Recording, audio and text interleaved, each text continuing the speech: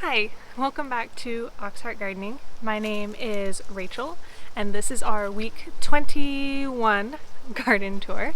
It is actually, it's pretty chilly out here. It feels like fall. We are actually past our first frost estimated date. So at this point the frost could come at any time, although we do have the magic of a 10-day forecast and I know that it is not coming in the next 10 days. For those of you who are new here, I am in South Carolina. I'm in the upstate, which is zone 7B, and I'm growing here in my yard. I have a plot of about 30 by 30 that I'm growing in and have grown in since the very end of May last year when I moved into this area. And a lot of you guys who are new have been asking about the whole housing situation, and I'm just going to give a quick rundown on that for anybody who's new. So when I was moving into this area, I wanted the house that I'm in now, and it was in the middle of being remodeled, but it was supposed to be done very soon. So the guy I'm renting from, he also owns the house next door, and I was able to rent the house next door to the house that I wanted, and then use the yard of the house that I'm in now, the house I wanted, to start the garden before I was able to move into the actual house. Because I do YouTube, it was really important to me to be able to have this garden and be able to make content for you guys while I was in transition. Because it turned out that while I moved in May, this house was not ready until October. I just moved in at the very beginning of October. And so that's why you see in some of my older videos that I was traversing back and forth between the different houses. So as for the spot that I'm gardening in, this, like I said, is just my yard. It actually got tilled up in the middle of May, and I started this garden kind of late in the summer, started doing garden tours pretty much right away. And if you'd like to see how I put together this garden from just the yard, I do have a video on that. So overall, right now, we are still in the transitional period between seasons. It is technically the fall garden, but there's still a lot of spring stuff that hasn't died because the frost hasn't come yet. And so you see a lot of stuff that does not like cold weather and is struggling a little bit, and you see a lot of stuff that is great in cold weather that is just now starting to come up, because I have overlapped my seasons a little bit. This is the current state of the garden. Now that it's cooling off, it's going to change a little less from week to week, but there's still a lot going on. So I have moved some of my extra cardboard out to be next to this path because I started seeing a whole lot of little grass seedlings coming up in here. And so I just threw down some extra cardboard to try and help with keeping those at bay and not having to weed them out later. Now if we look at the tomato trellis, I have been saying for a couple of weeks that these need to come out, and that is true. I just haven't had the time, but I should have the time very soon because Halloween is over and my schedule is finally clearing up and I can be out in the garden. But of course it's just my luck that now that I have the time, it is getting cold outside. So you can see down here, underneath where the tomatoes are, I have planted fava beans. Fava beans are coming up right next to this vertical trellis because they will need support. However, they are not very bendy plants from what I understand. So they will need that support straight up and down, and they won't be able to go onto the arched trellises. And I have extended them past the end of this trellis here because as soon as these peppers come out, I will be extending this trellis out all the way along the length of the garden. Now on the very edge by the tomatoes, right along here where the sunflowers were, I have planted a lot of lettuce seeds, and we'll see if they come up. I feel like they should have maybe by now, and I haven't seen them, but it's still early. I do have a couple of kohlrabi that I transplanted, and those are looking a little sad over here. However, this, I'm pretty sure, is a sunflower that reseeded itself. And my thinking on that is, why not? Why not see if it will grow? This could be, that could be a lettuce seed. These little indents, also right here, that could be a lettuce seed, are where I planted my lettuce. But I have so many other weed sprouts along here, it's hard to tell because like things like this, I'm like pretty darn sure are not stuff I planted, but they look similar enough that I can't pull them just yet, which is kind of annoying, but oh well. So my cats and the neighbor cats don't exactly fight, but they're not really best friends either. This is Kata right here staring. So something else I've done that makes figuring out what's a weed and what's not even a little more difficult is that I scattered radish seeds like everywhere. Radishes grow super fast, so I didn't feel like dedicating a whole space to them. And I also have read that they can be a pest deterrent. And I want to test that out both in this fall garden and in the upcoming summer garden. So I've basically randomly planted radishes like everywhere. So they will be coming up soon, and they are like pretty recognizable sprouts, especially once they start getting their first leaves. But until then, I won't really know where they're coming up. And so there's going to be a lot of waiting till second leaves to pull weeds. So if we look at the pepper patch, we can see that it still looks pretty lush and green. And if you were to look closely, you would see that there are quite a few green peppers hanging on. But something I've noticed is that in these cooler, like last few weeks, it seems like they are taking much longer to ripen. So these I would have expected to be ripe by now are still largely green. And that is just my observation. I'll have to figure out if that's like a real phenomenon or not. Because of course when you want something to ripen, it's gonna feel like it takes forever.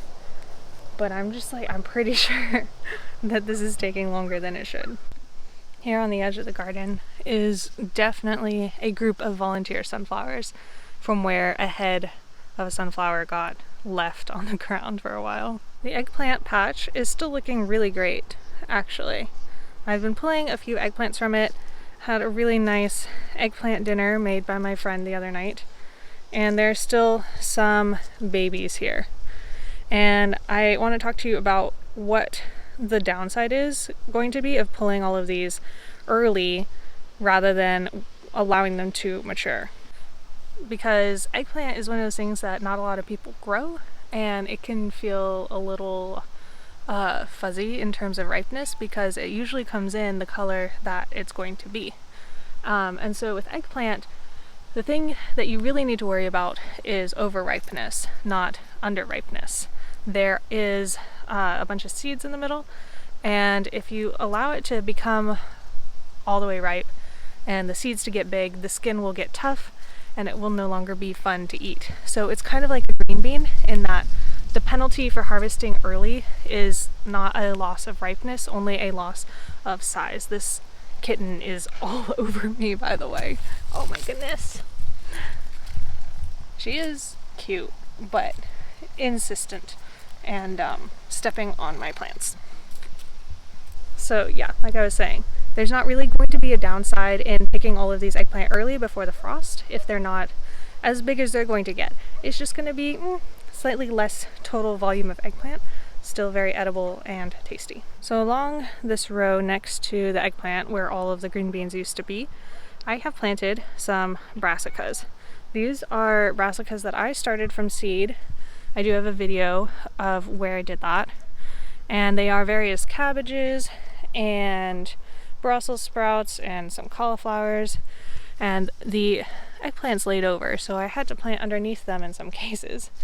And I just wanted to show you the difference already in the size of seedlings like this that are like kind of shaded out, and then a seedling on the other side of the plant like this, that they were roughly the same size when I put them in and are now much larger.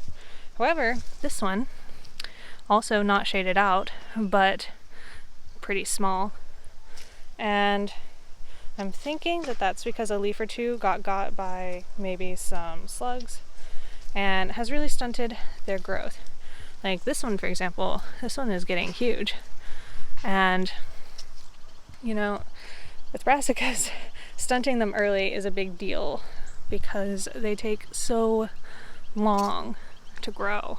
So if we come back to the front of the garden here and check out the next row, we have our 2 trellises. Now, this trellis is currently noodle beans, but should soon be peas. I did last week plant some peas in the ground here, and I'm just now looking. I don't think I see any of them coming up yet. And that's not too concerning because it has been pretty cold. And if you didn't know this, it takes seeds longer to germinate when it's a little cooler out. So a lot of people run into this in the spring when they are trying to sprout their seeds indoors next to a window and it's cold outside, and the seedlings right there next to the window are a little cooler and it takes them a long time to germinate, or they don't germinate at all, especially if it's something like peppers that need like really hot temperatures to germinate. However, peas will germinate in low temperatures. It's just going to take them a bit longer, and so even though these are 7+ days in the ground, I'm not super worried about it. In the meantime, noodle beans are still producing, and these actually are perfect for pulling dried beans out of, but there are still some that are edible sized coming on here. They are getting more and more curly-Q, I think, as the season goes on, and I don't have a good explanation for that. Maybe I'm just noticing them more because the foliage is a little less dense. But the noodle beans are continuing to go. I think even if it didn't ever freeze and it stayed this cold, I probably would take them out anyway because they do look really terrible and they are not producing at the level that they were, even though they're trying to put on new growth like crazy. I just don't think in this cold of weather they would be super productive and worth having. This second green bean trellis, on the other hand, is doing fantastic. Can you see all those green beans? I've already pulled 2 huge harvests out of here, and today is time for some more because if I don't, they'll get too big. Green beans grow so fast. I planted these, I'll have to look at the date, but green beans are something that take only 55 days to produce. So they are wonderful to plant at the end of a season if you have some extra space that you need to fill and would like to get a harvest out of. It can be nice to do stuff in the late season like this as well if you can, because the pest pressure is not gone totally, but different. And so if you're in a place where if you planted something like this in the spring and it would get eaten up immediately, then maybe you can try planting it coming into fall and the pest pressure will be different and your plants might do a little bit better. One of the vines is going up this zinnia and has made its way all the way up to my T-post. But right in front of me, past this wind chime, these are my 3 rows of root vegetables. And from a distance on camera, they're starting to look a little greener, which is nice, especially over in here. So this section is turnips. This section right in front of me is supposed to be carrots, and I think there might be beets in there somewhere. And then this section is rutabagas. And now my carrots are technically sprouting, but there's like barely any of them. And that's a little disappointing for me because I love carrots. I would love to grow carrots. And maybe this means I planted them a little too late. Carrots take forever to sprout anyway, and they also need massive amounts of moisture to sprout because it takes them so many days to sprout, and also they are such tiny seeds and you can't plant them very low down, otherwise they won't have the energy to make it up out of the soil. So they basically need surface level dampness for the whole 1 to 2 weeks it takes them to sprout, which is really hard to do. And if you have cooler weather like we have been, then it can take them even longer, and certain varieties also just take a long time. So keeping the soil perfectly moist for carrot seeds is a struggle, and probably that's what's going on here because I'm a little bit of a lazy gardener and I just don't have time to come out here every day and water this. Alrighty, so we are on to the last section of the garden over here. This is where I planted the brassicas that I got from the botanical gardens. These are Brussels sprouts and cauliflower, and that's a marigold that's still survived. But these are looking pretty great. I'm very hopeful that these are going to make it and actually produce for me, even if some of the other ones don't. Gosh, I just turned around and I saw this marigold, and all the rest of the marigolds look super sad, and this one's just like, hello, is it the middle of summer? Look at that. Alrighty, well, I'm going to put my camera down and harvest some of these green beans and then get inside because it's pretty chilly out here and I cannot feel the fingers that have been holding the camera. So thank you guys so much for watching. I put out a new garden tour every Wednesday until further notice, and until next time, I wish you all happy gardening.